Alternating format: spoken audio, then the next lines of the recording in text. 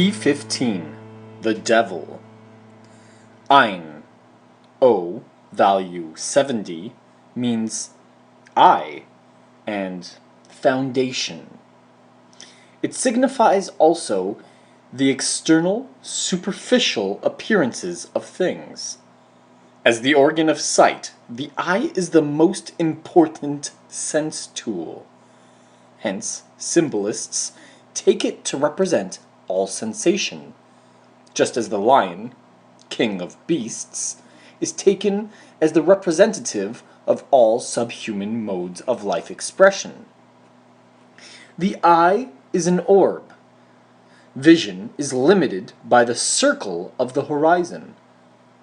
Through the eye, we see appearances only. Hence the eye represents the limitations of the visible, and the bondage of ignorance resulting from the acceptance of these limitations and appearances as being all there is.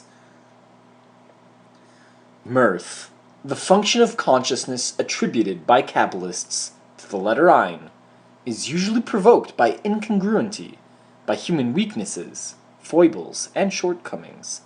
Nevertheless, laughter is prophylactic.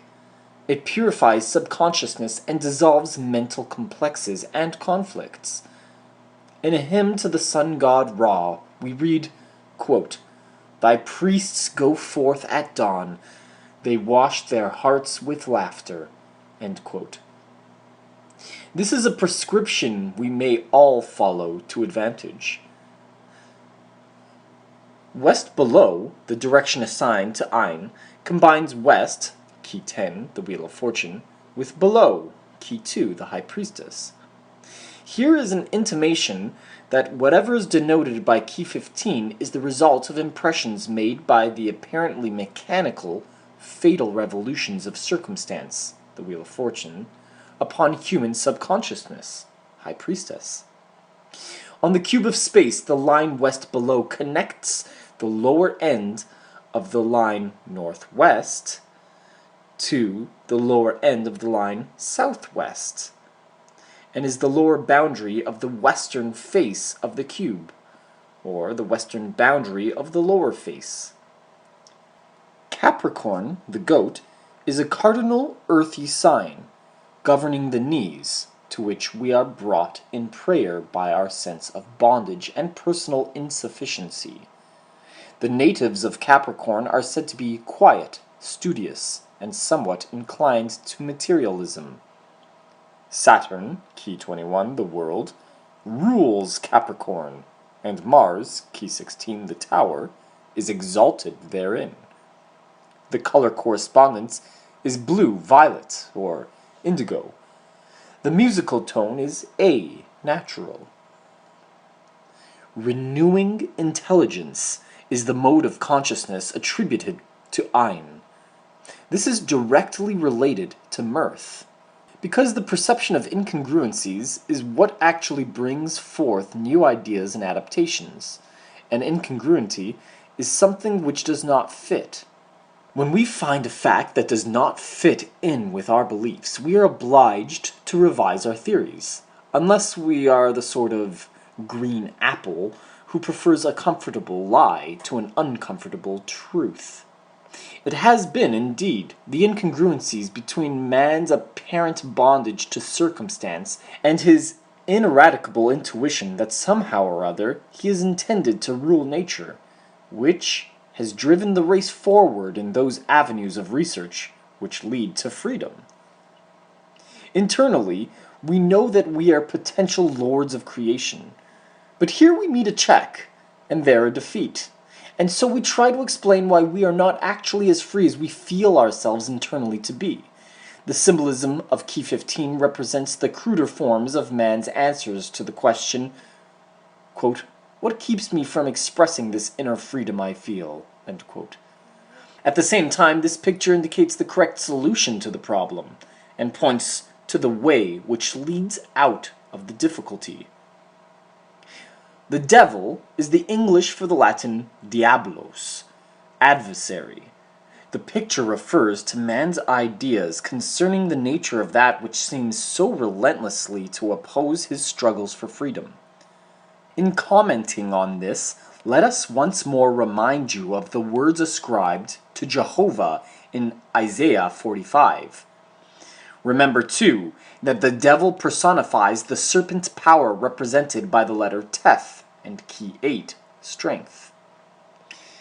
The name for the serpent which tempted Eve is Nun Cheth Shin, Nechesh, and the number of this word is 358, the value of Mem Shin Yod Cheth, Messiah.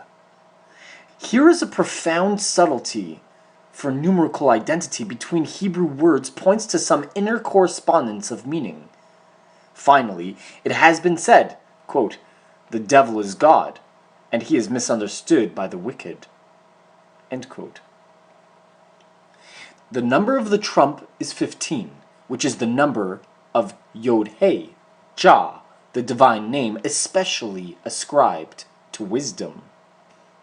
The same number is shown by the number of trefoils on the tiara of the Hierophant. By addition of digits, 15 reduces to 6, the number of the lovers. Furthermore, 15 is the sum of the numbers from 0 through 5, so that the Hierophant, 5, regarded as the summation of a series beginning with 0, refers also to key 15. Compare now the devil with the lovers and the Hierophant. The background of key 15 is black, color of darkness, ignorance, limitation, and also of that which is hidden or occult. Here is an intimation that ignorance is the underlying cause of bondage.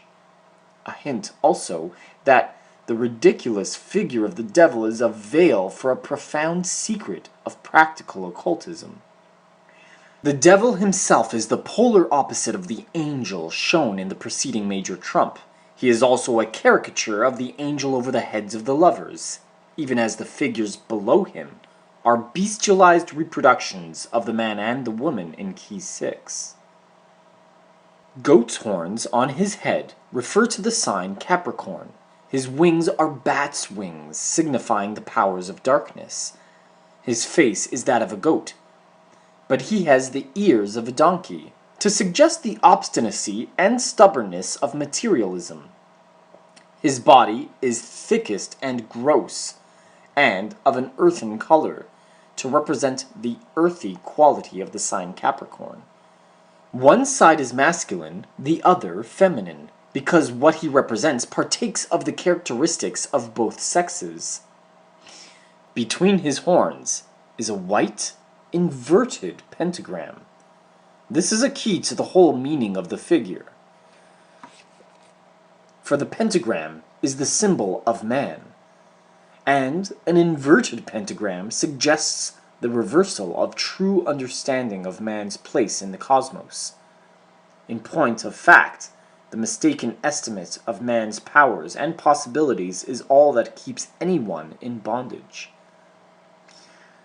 The devil's uplifted right hand has all its fingers open, as if in contradiction to the sign of esotericism made by the Hierophant.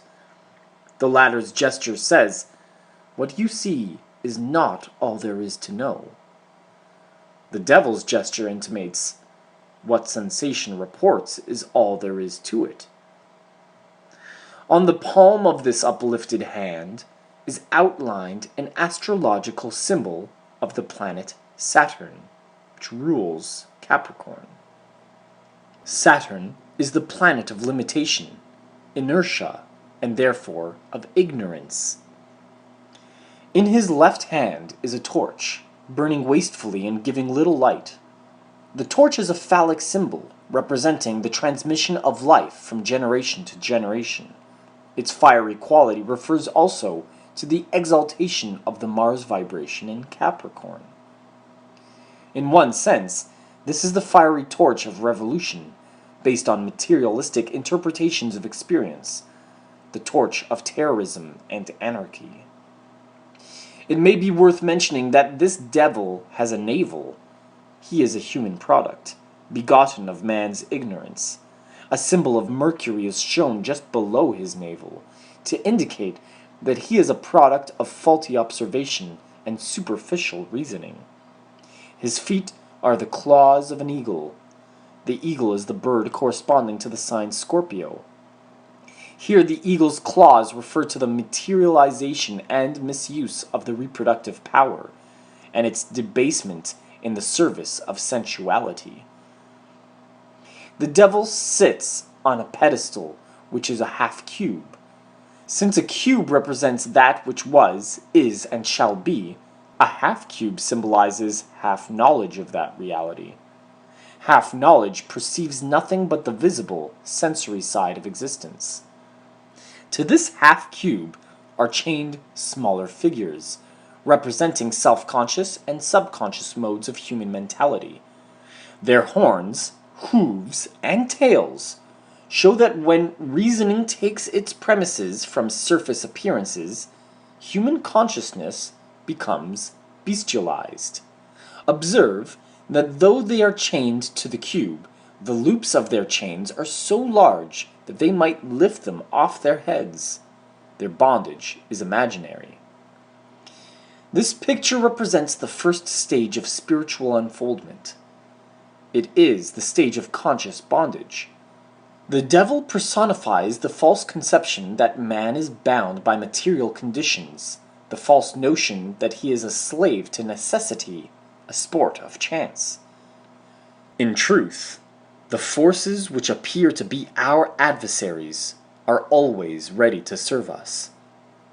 The one condition is that we understand our essential freedom and take account of the hidden side of existence.